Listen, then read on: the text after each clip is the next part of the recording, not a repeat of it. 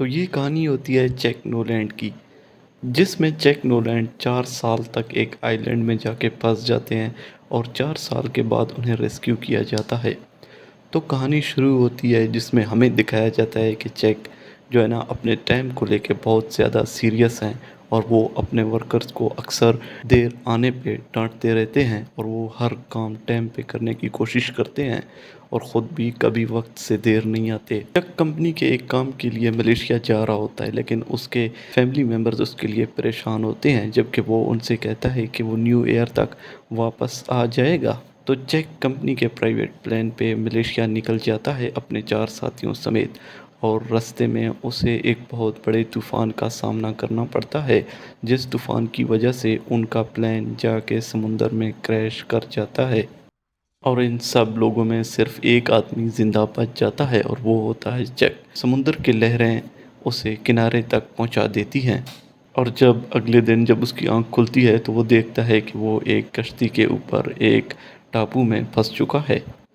تو جیک آس پاس دیکھتا ہے مگر اسے کوئی انسان نظر نہیں آتا، اور وہ پھر آخر کار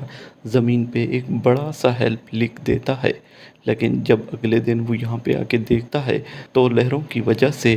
ہیلپ کا ورڈ مٹ چکا تھا، اور اگلی دفعہ وہ لکڑی سے ہیلپ لکھتا ہے جو زیادہ واضح نظر آتا ہے۔ اس کے بعد سمندر سے بہہ کر آنے والی کمپنی کے سامان کو وہ اکٹھا کرتا ہے اور انہیں ایک جگہ پہ رکھ دیتا ہے، لیکن اسی بیچ جیک کو ٹاپو پر کچھ آوازیں آنے لگتی ہیں۔ وہ یہاں وہاں دیکھتا ہے مگر اسے کوئی نظر نہیں آتا، لیکن آخر میں اچانک اس کے اوپر سے ایک ناریل گر جاتا ہے، اور وہ سمجھ جاتا ہے کہ یہ ناریل کی ہی آواز ہے۔ جیک کو شروع میں ناریل توڑنے میں تھوڑی پریشانی ہوتی ہے، لیکن آخر کار وہ ناریل توڑ کر اس کا پانی پیتا ہے اور اسی پانی سے ہی گزارا کرتا ہے۔ جیک کو اب تک یہاں پہ 3 دن ہو چکے ہیں اور اسے کوئی لینے نہیں آیا، اور سمندر میں چلتے وقت اس کے پیر بھی زخمی ہو رہے تھے، جس کی وجہ سے اس نے اپنی آدھی پینٹ پھاڑ کر جوتے بنا لیے۔ اب جیک کو ایک اونچی چوٹی نظر آتی ہے، اور وہ سوچتا ہے کہ وہ چوٹی کے اوپر چڑھ کے شاید اپنے لیے مدد تلاش کر سکتا ہے۔ تو جیسے ہی جیک چوٹی کے اوپر چڑھتا ہے اور نیچے کسی چیز پہ اس کی نظر پڑتی ہے، اور جب وہ واپس نیچے آ کے دیکھتا ہے تو وہ تیرتی ہوئی چیز ایک لاش ہوتی ہے۔ وہ اس جہاز کے پائلٹ کی لاش تھی، اور پھر جیک اسے دفنانے کا انتظام کرتا ہے، اور جیک دفنانے سے پہلے اس کے جوتے اور ایک ٹارچ اسے لے لیتا ہے۔ یوں کچھ دن گزرنے کے بعد وہ اس آئی لینڈ پہ زندگی گزارنے کا عادی ہو چکا تھا، اور پھر وہ بارش کا پانی پی کر اور مچھلیوں کا شکار کر کے گزارا کرتا ہے۔ ایک دن رات کو اسے سمندر میں ایک شپ نظر آتا ہے۔ وہ کافی زیادہ چلاتا ہے مگر وہ شپ اسے نہیں دیکھ پاتا۔ اگلے دن وہ یہ فیصلہ کرتا ہے کہ وہ اس بیچ سے باہر نکلے گا، اور وہ اپنی چھوٹی سی کشتی میں بیٹھ کے باہر نکلنے کی کوشش کرتا ہے، مگر لہریں اتنی سخت ہوتی ہیں کہ اسے واپس کنارے پہ دھکیل دیتے ہیں، اور جب جیک واپس آتا ہے تو بہت تیز بارش شروع ہو جاتی ہے۔ جیک کو ایک غار دکھائی دیتا ہے جس میں جا کر وہ چھپ جاتا ہے، مگر یہاں پہ وہ اپنے لائٹ کو آن کر کے ہی بھول جاتا ہے، اور جب اگلی صبح اٹھتا ہے تو دیکھتا ہے کہ اس کی ٹارچ ڈیڈ ہو چکی ہے۔ اگلے دن وہ کمپنی کے وہ سامان کھولنا شروع کر دیتا ہے جو اس نے پچھلے دن جمع کیے تھے، تو اس میں اسے کچھ خاص نہیں ملتا، مگر اس میں ایک اسے بوٹوں کا جوڑا مل جاتا ہے جو اس کے کافی کام آتا ہے، جس سے وہ ناریل کو آسانی سے توڑ دیتا ہے، اور اس کے بعد وہ ایک نکیلی لکڑی بھی بناتا ہے جس سے وہ بآسانی کیکڑوں اور مچھلی کا شکار کرتا ہے۔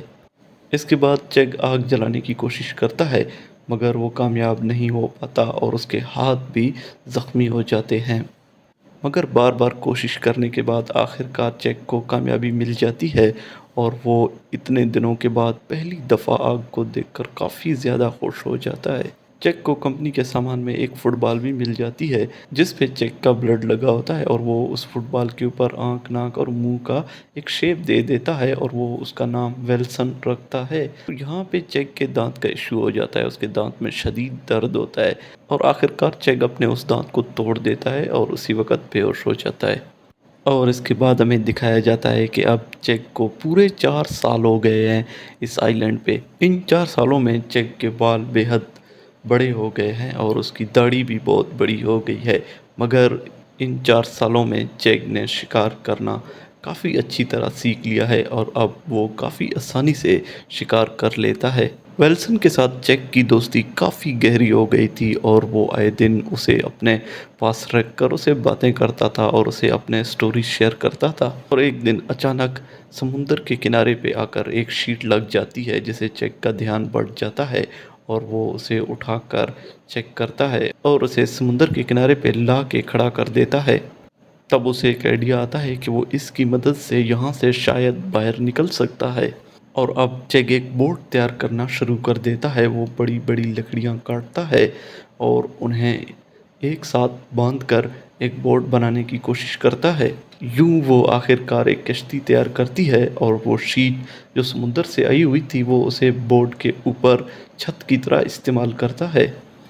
اور وہ یہ سوچتا ہے کہ جس دن ہوائیں کم ہوں گی وہ یہاں سے نکل جائے گا۔ جیک اپنے ساتھ ولسن کو بھی لے لیتا ہے اور یہاں سے روانہ ہو جاتا ہے۔ یہاں پہ اسے کافی سخت لہروں کا سامنا کرنا پڑتا ہے لیکن آخر کار وہ شروعاتی لہروں سے نکل جاتا ہے اور کھلے سمندر میں پہنچ جاتا ہے۔ سمندر کے بیچ میں بھی وہ کافی دن گزارتا ہے اور سمندر کے بیچ میں وہ بارش کا پانی جمع کرتا ہے اور اس نے اپنے ساتھ کافی ناریلز اٹھائے تھے اور انہی کو کھا کر وہ اپنی بھوک مٹاتا ہے۔ اور ایک دن اس کا فرینڈ ولسن پانی میں گر جاتا ہے اور جیک سے بہت دور چلا جاتا ہے جس پہ جیک کافی زیادہ پریشان ہو جاتا ہے۔ جیک ویلسن سے کافی اٹیچ ہو چکا تھا اس لیے وہ اس کے لیے ایک فٹ بال نہیں بلکہ ایک ساتھی تھا۔ جیک کو اس سے کھو دینے کا کافی زیادہ دکھ ہوتا ہے اور وہ کافی زیادہ پریشان ہو جاتا ہے۔ اب ہمیں دکھایا جاتا ہے کہ جیک کافی دنوں کے سفر کے بعد تھک چکا تھا اور اچانک یہاں پہ اس کے سامنے ایک شپ آ جاتی ہے اور وہ شپ والے جیک کو ریسکیو کر لیتے ہیں۔